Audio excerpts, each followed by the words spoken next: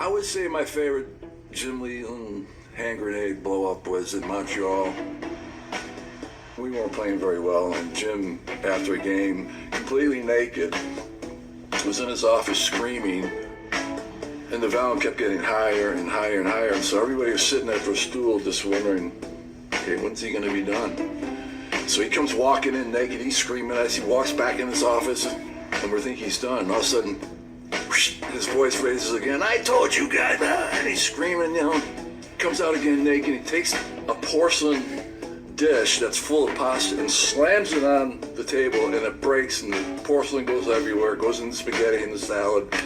Everybody's looking at each other, walks back in his office, now you can eat the spread. Jim Leyland was the right guy for the Pirates because they needed to start over, and they needed a general. He didn't care about people's feelings.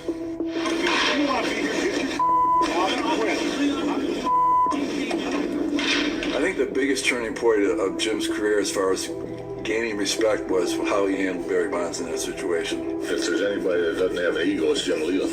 But I do know one thing, I am the damn manager, and I'm going to run this damn team. That was one of the great characteristics of Jim Leyland as a manager was he treated all 25 guys the same. He kept everybody accountable.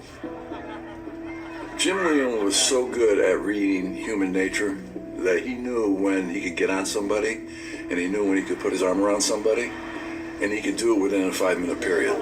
I'll be having a fling with a pretty young thing till early morning.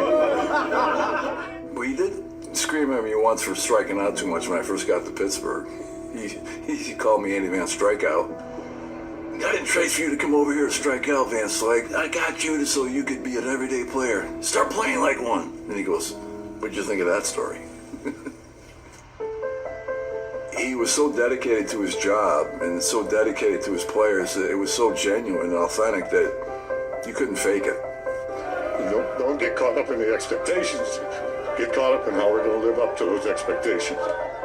When someone pours their life into your life as a professional, you respect that. And he never expected anything a player couldn't do. So when he asked you to do something, he knew that you could do it.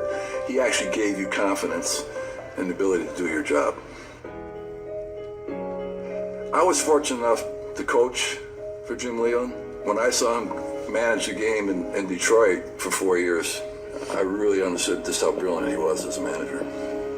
He just changed the culture. I mean, his personality was so strong.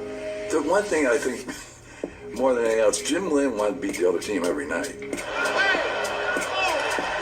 Now, it's really hard to get 25 guys to get ready to play every night for 162 games.